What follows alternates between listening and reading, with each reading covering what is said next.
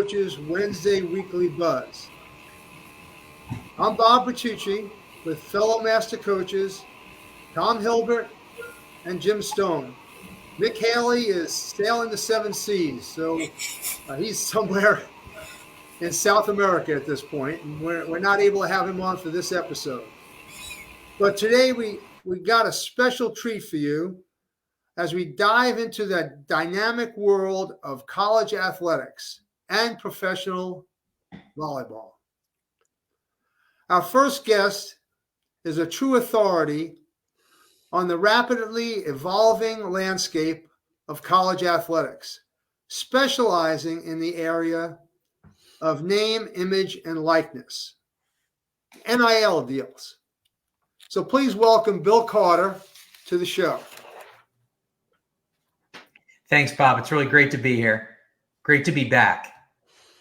It is great to have you back, Bill, and we have a lot to cover. So let's jump right into some of the pressing questions about NIL.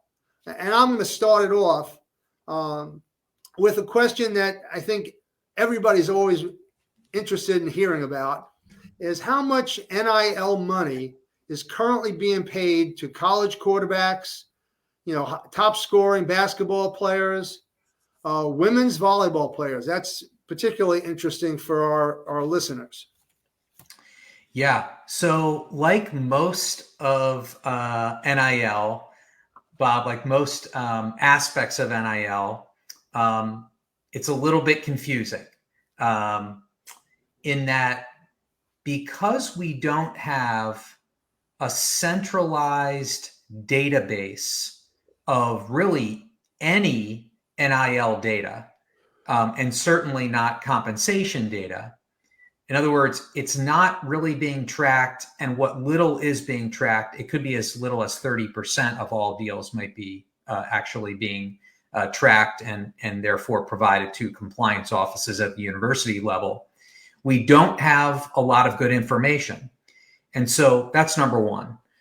Number two is that when you and I and your listeners read a news article and it says something in the headline that so-and-so coming out of high school, it's being reported that he's being offered a $1 million contract or a $5 million contract or a $7 million contract from a collective, from an NIL collective.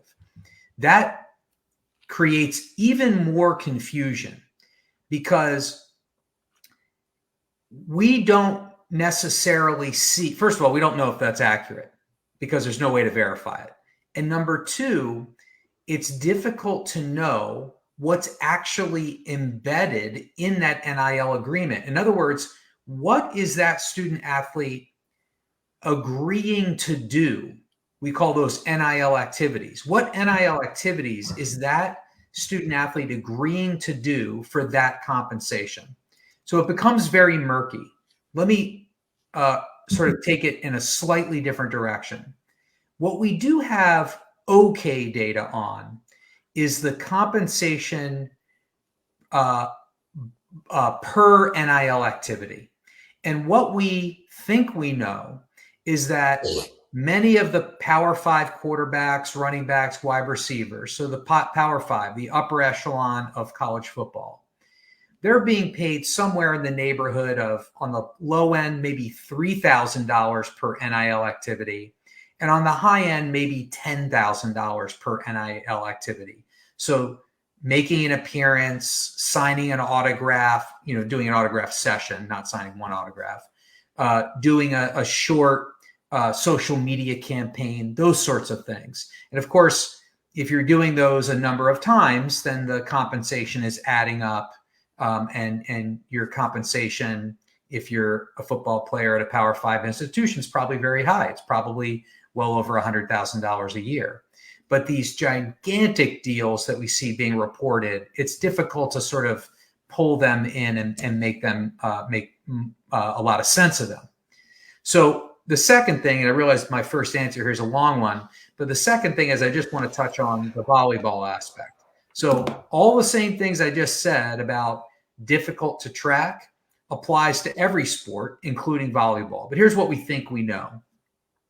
The very top of the NIL, call them the NIL athletes in volleyball, which seem to be dominated by University of Texas and University of Nebraska athletes, appear to have the potential to be earning $60,000 or $70,000 a year in NIL income.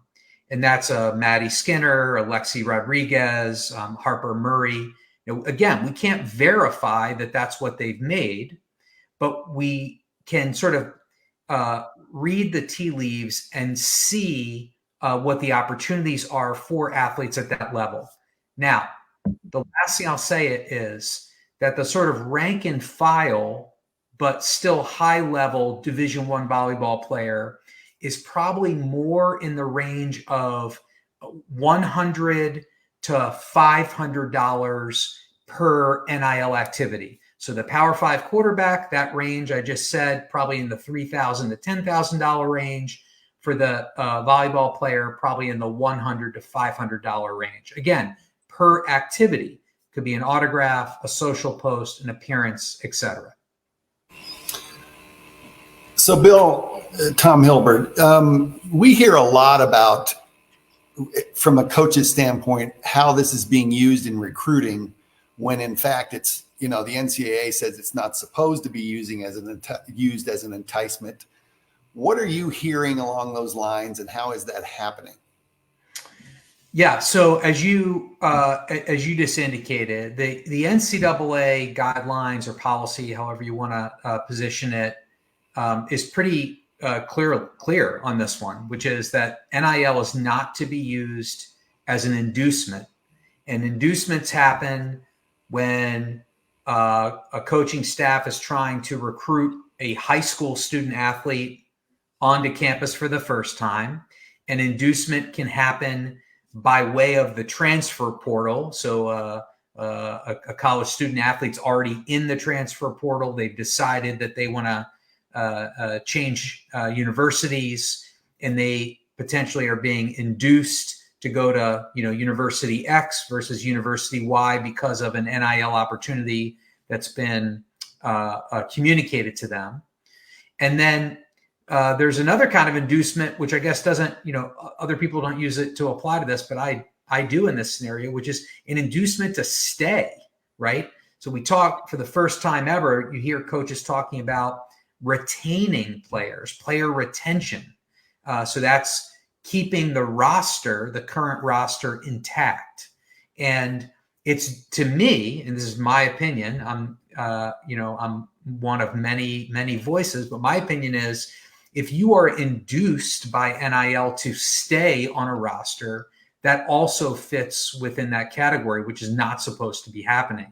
So the NIL deals that you're referencing, Tom, are mainly being created and communicated to student athletes through the NIL collectives. And NIL collectives, as you know, are third parties, and they are only quasi-associated with the university. They're not within the athletic department. They're not university employees. So while, in my opinion, the university does bear some responsibility for the actions of the collective, the collectives are certainly walking a fine line, and they are inducing student athletes in all three scenarios that I just described. And, it's as plain as day. It's not debatable what's happening. It's no different than, you standing on the street right now, and you and I standing out there and saying, well, the speed limit's 25. We know when cars are going 40. Like, it doesn't, it's obvious, right? This is very obvious that inducements are happening. Hey, Bill, this is Jim. And first of all, thanks for joining us today and lending your expertise, because this is a fuzzy area that we're talking about. And, kind of a case in point, I read recently where the NC2A was concerned about Tennessee football recruiting tactics using NIL and collectives as an inducement. And then the very next day, I just read this morning where the Attorney General of Tennessee is suing the NC2A for restricting the athletes, their commercial use of their name, image, and likeness. So I think everybody, it seems like the coaches feel there's got to be some guardrails put in, but every time the NC2A puts in guardrails, it seems like they're going to lose in court. Can you, given your background, is there some way the NC2A can put some parameters that would survive in court that you think is reasonable for the athletes, but also reasonable for the institutions and the NC2A? Well, let me start with this part, Jim, which is, like everyone who is paying attention to NIL, including the three of you, I've read the articles about the University of Tennessee, and I don't necessarily have any specific comment about that scenario, not because I'm trying to sort of skirt around it, but rather because we don't know the whole story yet. In other words, we won't know the whole story necessarily until there's a full NCAA investigation, until the University of Tennessee, lays out their rebuttal, maybe until this goes to court, et cetera, et cetera.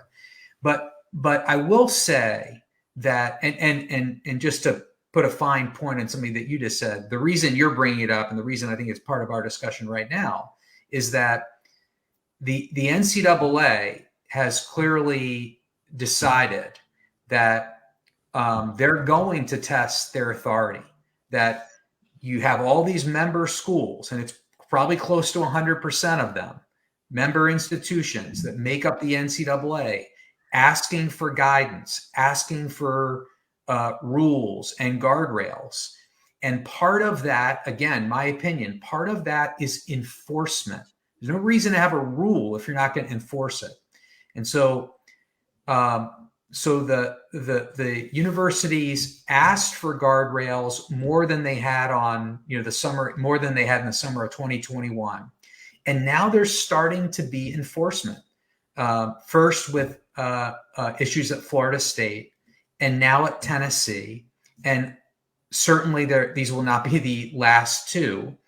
And now the same member schools who I think love the idea of guardrails in theory may not like very much the enforcement action that I think the NCAA has to take, or they shouldn't have bothered with the rules. So in terms of the legal maneuvering, I think what you're saying is said, more eloquently than I probably could have said it right off the bat, which is, frankly, what does the NCAA have to do that's not going to end up in court and not be tested because one member institution just doesn't like the outcome or doesn't like the action that the NCAA has taken? And unfortunately, I don't think this is going to end. I think this is going to happen over and over and over in court. The NCAA will be tested, and it may have to be tested a dozen times before there's actual change or agreement as to what the member schools are going to adjust to and agree to. And I think that probably is part of the NCAA's mistake, is that they clearly don't have everybody on board in terms of what the rules and regulations are going to be. Because again, part of that would be if we the NCAA find an infraction, we're going to enforce it, and you as member schools agree to it. So you're not going to sue us. So again, I know I'm being long-winded. I just want to make one other point, which is that one of the very few things that really gets under my skin about how chaotic NIL is, not much of it gets under my skin. I think it's all going to work out in the long run. But I really can't stand the political maneuvering, the state legislatures, senators, congressmen, maneuvering and getting into the fight on behalf of their public institutions, frankly, because they're trying to act like fans and not act like elected politicians. I think we've seen it in Missouri. We've now seen it in Tennessee. I think we'll see it we have seen it actually already in Florida. I think it's complete nonsense. That's not what you were elected to do. You're elected to fix problems, not rile up the fan base of your public university. Well, Bill, on the kind of in the same light, where do you see, if you had a crystal ball, where do you see NIL headed in the future? And is it sustainable? I think it's sustainable, Bob, but it's going to look a lot different. It may look similar to what we have for the next 2 years, and I'm just guessing there, but I think in 3 years, if the four of us come back together in 4 years, it's going to look much different. And the way that I look at it is, on day one, there was really only one definition of NIL, and that was sort of what we'll call sort of the purest form of NIL. It was going to be a student athlete working on behalf of a brand or a business to promote that brand's products or services in exchange for compensation. Promotion in exchange for compensation. That's all it was going to be. Then very quickly, within the first, say, 6 months, collectives were added to the mix and they became part of the definition. So now there's two kinds of NIL, right? There's the brand or sort of free market NIL that I just described. There's the collective NIL, which is certainly not free market, right? There's no competition there except for collective to collective. But if the collective on a particular campus is incentivized to actually pay as much as possible to a student athlete, like it's the opposite of free market. And so those two things have changed. That has now changed the definition. And then I think we're going to get a third thing, which again, within 3 years, I think will happen. That this is my crystal ball. And this is not new, but I'm guessing at the time frame, which is, I think ultimately what NCAA President Charlie Baker stated in a memo the first week of this past December about a new subdivision of the most resourced athletic departments, otherwise known as the richest athletic departments. He says there'll be 100 that might peel off and then pay student athletes directly for the use of their name, image, and likeness. So pay the university athletic department paying the student athlete directly for their NIL. I don't think there's 100 of those schools. I think there might be 60 of them, but that's in the weeds. The crystal ball answer I'm giving you is, in 3 years, there's a new subdivision, and those schools are paying student athletes directly for their NIL. So now there's 3 definitions of NIL at that point. Okay. So Tom, Bill, you have a question on collective. Yeah, I do, and I'm involved, so in the collective at Colorado State University. Right. And it's funny because you start talking to people who are actually working within the collectives, and they say things like, "They got to outlaw collectives." You know what I mean? Because you look into the future, and you're like, "This is going to be impossible to sustain for a program like Colorado State University." But I'd like you to just talk about how collectives work, the ones that you've seen, and what student athletes have to do, as proof of service for getting money from a collective. Just kind of explain that to our listeners. Yeah, it's a great question. By the way, Colorado State might be a really interesting case study.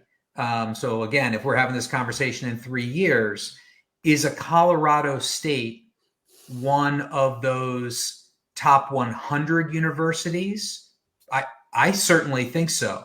If it goes to 60, if a Colorado State, if a University of Vermont, if a Gonzaga, if they choose to sort of up their game, so to speak, and try to get into that upper echelon, I don't know. I don't know who's got this. I don't know if those schools have the stomach for that, right?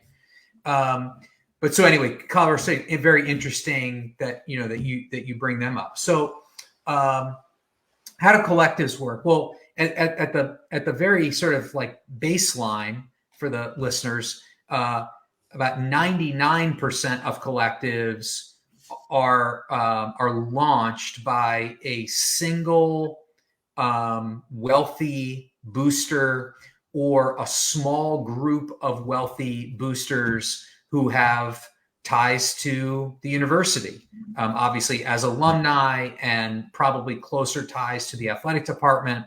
They've probably been financial supporters of athletics for years and years, and they're season ticket holders and go to all that, the university's events and so forth.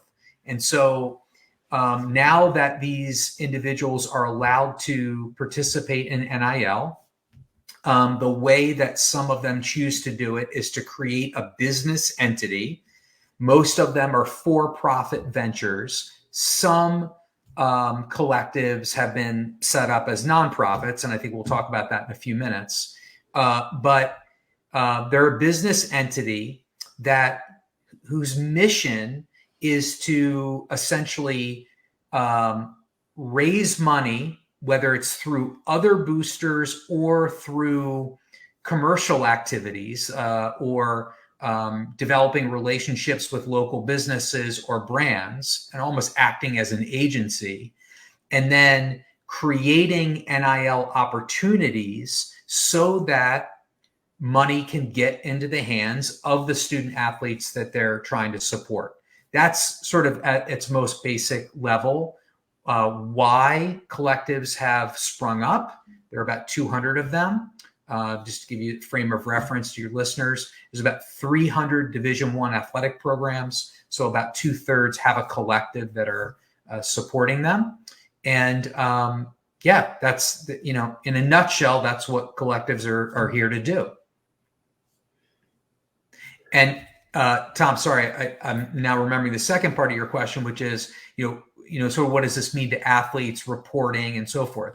So in theory, the student athlete doesn't really need to behave any differently engaging with a collective as she or he does versus if they were to do an NIL deal with the local pizza place in the college town. There's really no difference, right? So if a local pizza joint wants to spend $500 having a student athlete post on their social media accounts 2 times a week for 3 months or during a season, they pay that student athlete the $500.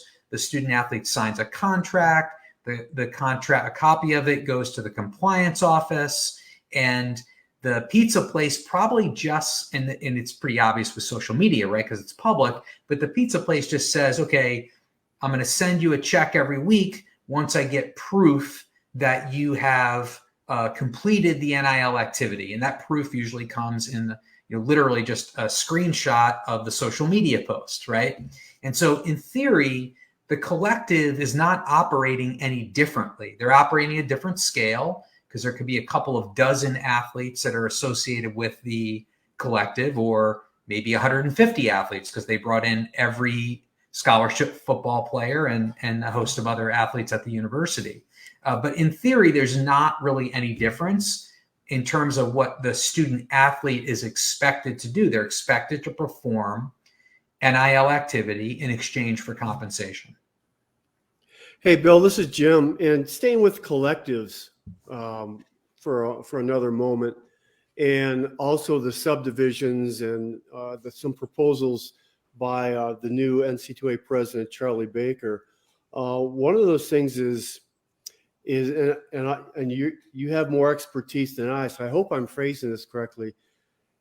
He'd like to bring NIL and collectives underneath the umbrella of athletic departments and universities, as opposed to collectives operating independently outside the university.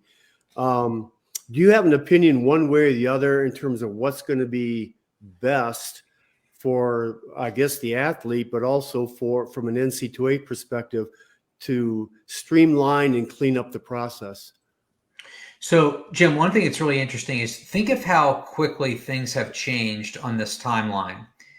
When we go back to summer 2021, when NIL became a reality, and within a couple of weeks, or even really before, we knew there were going to be these things called collectives, and they were beginning. The discussion was already out there that they were going to be created by boosters, and the sort of party line at the time from the NCAA and from institution to institution was everybody needs to keep these collectives at a distance. They don't, they're not part of the athletic department. They're operating as third parties, and we need to keep our distance and remain separated. And then about a year and a half passes, and I think some smart Power 5 athletic directors began to voice the problem with that, which is if you leave collectives out on an island, and these collectives are run by generally business people with no background in college athletics, and frankly, almost no understanding of NCAA guidelines on anything from recruiting to across the board. The list is too long to mention here. If you leave them out on an island, you're asking for mistakes to happen. So those athletic directors really, I think, behind the scenes lobbied for a closer connection, to be able to communicate more openly with the collective that was trying to support their athletic department, not just because the support was probably going to be greater, but because less mistakes were going to be made. And so now what you're suggesting, which I think will become a reality to a point, is that particularly when we get to the point, it's going to happen, when we get to the point that there's an additional subdivision, and that subdivision is paying student athletes directly out of athletic department funds. The question becomes, where are those funds going to come from? And it makes the most sense, because collectives have been out there raising money for this exact purpose, that part or all of those staffs, those collective staffs, might be brought in-house inside the athletic department. So you can make an argument either way.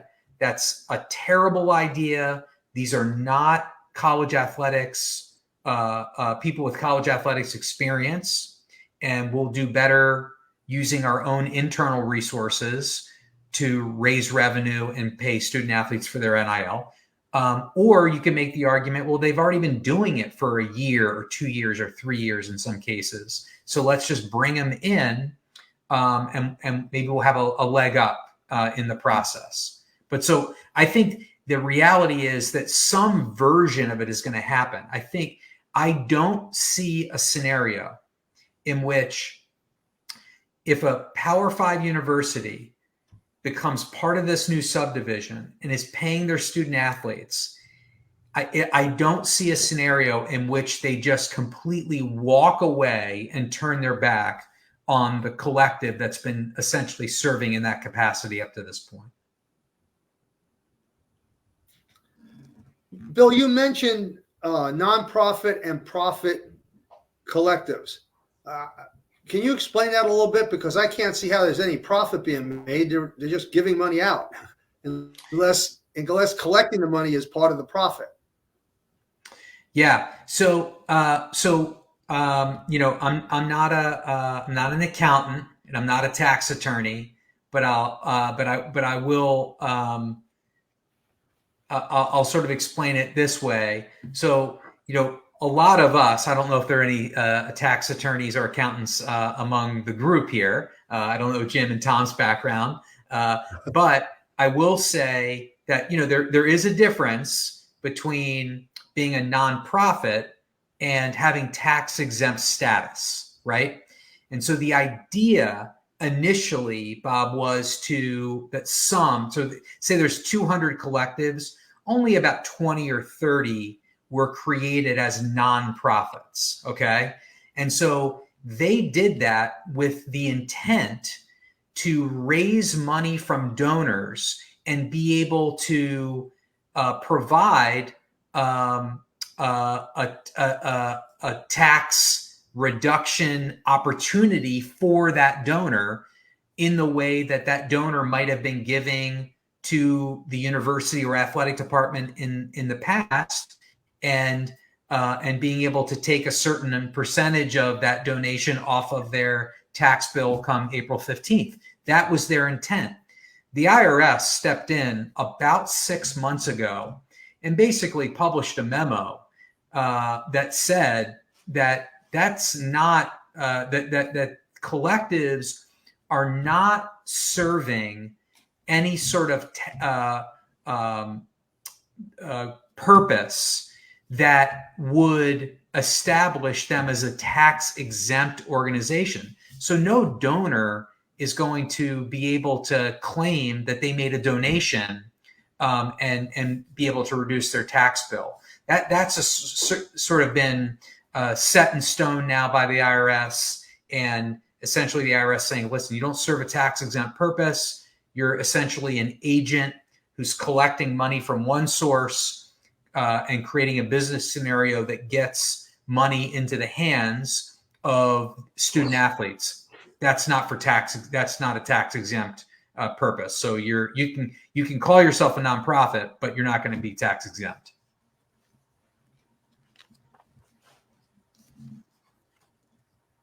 I feel like we ought to jump ahead, Bill, and talk about some of the things that are part of your expertise. So can you talk about the top 3 things a collegiate volleyball player should do in order to grow their brand and sponsorship potential? Yeah, I'll start off by saying that every athlete, every volleyball player in this case, like you have to accept the fact that you're not starting from square one. You have a personal brand. We all do, right? We have a personal brand, or they have a personal brand because they've had some visibility on them since they were a high school or club player.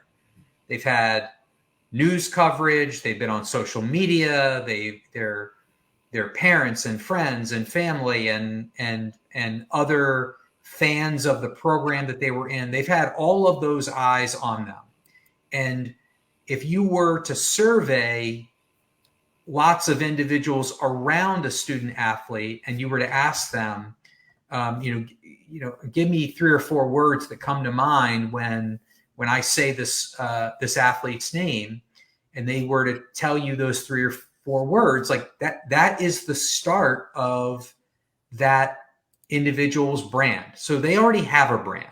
And so then the question then becomes, I think, what do they want to do to establish or evolve their brand so that they have better NIL opportunities? And so I think the first thing they have to do is determine, what are the 1, maybe 2, but I like to stick with 1. What's the one thing that student athlete wants to be associated with in addition to playing the sport? The sport cannot be the brand. There's tens of thousands of volleyball players. There's 550,000 student athletes. There's 190,000 Division I athletes. That's not the differentiator. You've got to have a brand associated with some core aspect of your being that you want to talk about and put out into the world. It can be, as an example, it can be about leadership or mental health or nutrition or a particular social cause. All of those things are an excellent sort of starting point or backbone to creating a personal brand. I like to say to student athletes, if you can't think of something right now, or you have a lot of things running through your head, what that could be, ask yourself this question. What could you get up and talk about in a room right now to 10 people for 20 minutes straight without notes? You have to stand up right now and talk about it for 20 minutes. If you can do that, you're probably pretty passionate about that topic. And that's probably something that you ought to lean towards. So let's just say that it's mental health. Then the next stage in developing your brand is consistency. Consistency on social media, consistency in interviews, consistency every opportunity there is a reasonable, relevant opportunity to talk about mental health and its importance to you. You've got to talk about it. And either that's the direction you go in creating NIL partnerships, or better yet, because you're talking about it, that's the visibility you bring to yourself. And those are the potential partners that come to you. So a lot of it is about identifying what it is you want to be associated with. And then number two is being really, really consistent about that being your message and talking about it as frequently as you can. Bill, can you give us an example of a collegiate player who has successfully capitalized on his or her personal brand and NIL opportunities? Yeah, I mean, I think one athlete that's done a really good job with their brand is the UCLA quarterback Chase Griffin. Like if you look at what Chase has done, he sort of decided that he's going to be a student athlete voice in NIL. So in other words, if I had asked him the question, what can you get up and talk about for 20 minutes straight? He wouldn't have said mental health or leadership or nutrition, though maybe he could talk about those things too. He very early on wanted to and has successfully decided to be a student athlete advocate for NIL. And he has really done the work. I mean, that's part of it too, right? He knows as much or more about the details of NIL than I suspect most athletic administrators know at D1 universities. I mean, he's really put in the work. And now what you see is when he's posting on social media, it's not about all the other stuff it could be about. It's about really the business and advocacy of NIL from a student athlete perspective. Hey, Bill, as I think this might be a wrap-up question because we're running short on time, and we certainly appreciate the time you've devoted here. And the three of us are outside the coaching world right now, but is there a coach out there that has done a really good job of helping their athletes in the NIL world? And what did they do, or what can coaches do to facilitate the process and make sure the athlete is up to speed on the rules and the responsibilities and that type of thing?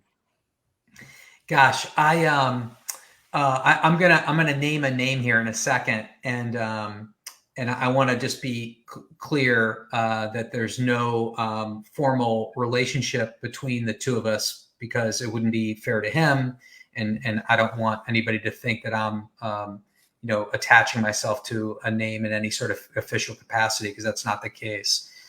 But the head lacrosse coach at Notre Dame is a guy named Kevin Corcoran. And not coincidentally, Notre Dame is the current men's lacrosse national champion. They won their first national championship this past spring. Coach Corcoran's been there a long time. I think well over 20 years, been the head coach there. And they've had a hugely successful program there. Been in multiple Final Fours. I think they've been in one other championship game and finally broke through and won the national championship. And here's why I use him as an example. I don't know what he does day to day related to NIL. I suspect it's not a major part of what he thinks about. But what I've always appreciated about him, and I can give you lots of detail, which I'll leave out right now, but what I've really always appreciated about him is that he is very much in tune with NIL realities. He did not turn his back on NIL and say, it's not my problem. I don't agree with it, or I don't even know how he feels about NIL in today's collegiate sports, collegiate athletics environment. But I do know, because I can see with my own eyes, that he is deeply invested in learning. And that's really the headline. I shouldn't have buried the headline.